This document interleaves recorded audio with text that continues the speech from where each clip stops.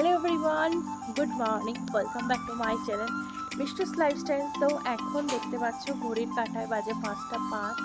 আর এখন আমি রেডি হয়ে গেছি, কারণ এখন আমরা সবাই মিলে যাব বড়মার কাছে। ওই যে বললাম না যে হ্যাঁ, 2 সপ্তাহ 3 সপ্তাহ পর পর বড়মার কাছে না গেলে আমার একটু ভাল লাগে না, মনটা কেমন লাগে মাকে না দেখতে পারলে। তো চলো যাওয়া যাক, আর কে কে যাচ্ছে না যাচ্ছে সব তোমাদের ডিটেলসে শেয়ার করবো। এখান থেকে এই দুটো কলকে ফুল নিয়েছি, কারণ আমাদের ক্লাবের সামনে আছে হচ্ছে শিব মন্দির। ওখানে যাওয়ার সময় বাবাকে দুটো ফুল দিয়ে তারপর আমি যাব। এই হচ্ছে আমাদের শিব মন্দির, আর এখন আমি এই শিব মন্দিরেই দেবো হচ্ছে এই কলকে ফুল দুটো। জানি না হঠাৎ করে কেন ইচ্ছা, এখন তো মন্দির বন্ধ, সেই কারণে আমি এখানটা দিয়ে রাখছি, যখন বাবাকে স্নান করাবে তখন দেওয়া হবে।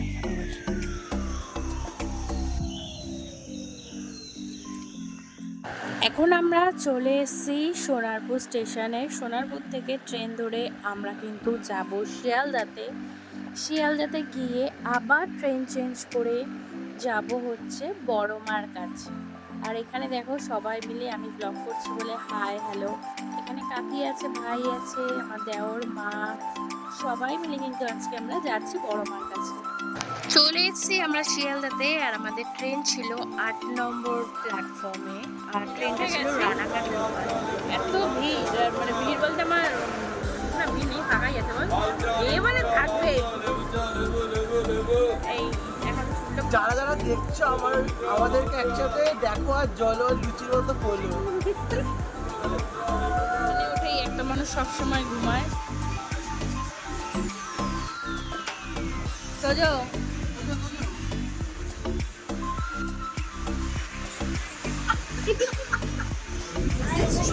এই ডানলো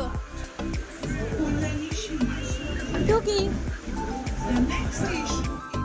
ট্রেনে আমরা উঠে গেছি, আর কয়েকটা স্টেশনের পর কিন্তু আমরা নেমে যাব। নেমে গিয়ে এবার চলে যাবো ডাইরেক্ট বড়মার মন্দির। আর আমরা যেদিনকে গেছিলাম না, প্রচণ্ড রোদ্দুর ছিল, আর সকাল 7টা মানেই কিন্তু প্রচণ্ড চলে এসেছি মায়ের মন্দিরে। এত গরম, মানে 7টা বাজে, 8টার সময়তেই এত ঘাম, গরম লাগছে। এবার বেলাতে তো আরো রোদ উঠবে, আরো গরম হবে। চলো মায়ের কাছে আসতে হবে। হ্যাঁ চলে গেছে। বড়মায় ডালা নিয়ে যান। মায়ের কাছে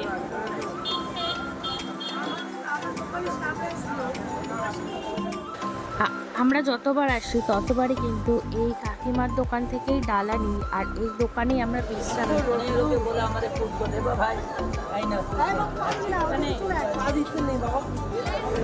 মায়ের মন্দিরে মানে হাফ এসে ওটা এখন আসতে পারিনি, ক্যামেরা দেখলেই শুধু উঁকি মারে। কি ফল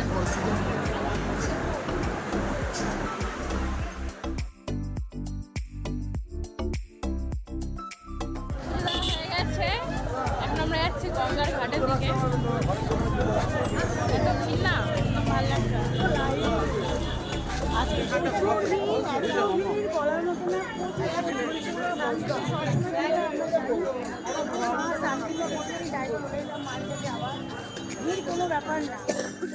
হঠাৎ করে গিয়ে দেখি এখানেও একটা মায়ের মন্দির, এই গঙ্গার পাড়ে। এই মায়ের মন্দিরটা কিন্তু অসাধারণ।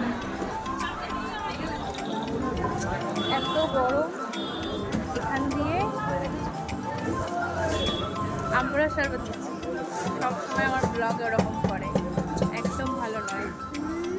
দুই ভাই মিলে আমার ব্লগটাকে উপর চটকে শান্তি যেন বাবা। আগে ধর আমরা গ্লাস দেখাচ্ছি মানে একদম আমার মুখটা একবার দেখো। বিধ্বস্ত অবস্থা। ম্যাডাম কি খাচ্ছেন?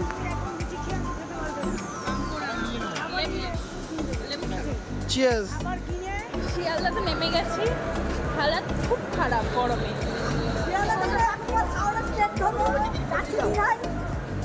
সোনা পাখিকে দেখো, সোনা পাখি তো বেকার লাগছে। এখন মা গেছে, গাড়িতে উঠে আমাদের দোকানে চলে যাবে, আর আমরা দেখতে যাবো বাড়ি। এটা কি একটু তোমরা কেউ বলবে? আমি এখন শিয়ালদা স্টেশনে বসে আছি, আর এটা কি ফ্যান সেটা একটু তোমরা বলো কমেন্ট করে। বাসার কাছে আছি, মানে আমরা ট্রেনে উঠে গেছি। এবার ফোনটা চুরি হবে এদিকে একটু আর দেখো আমার গান্ডা বলছে যদি আমার ফোনটা চুরি হয়ে যায় তাহলে আমাকে এক্ষুনি গিয়ে আইফোন 6 এর প্রো ম্যাক্স কিনে দাও।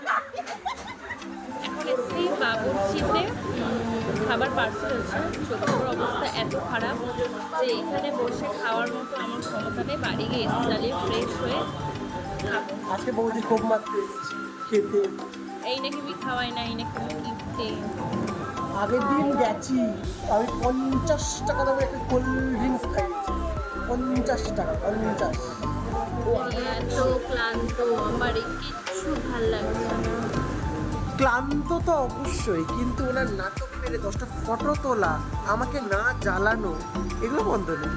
এগুলো অন স্পট হয়েই যাচ্ছে। এইটাই হচ্ছে আপনার ক্লান্তের নমুনা।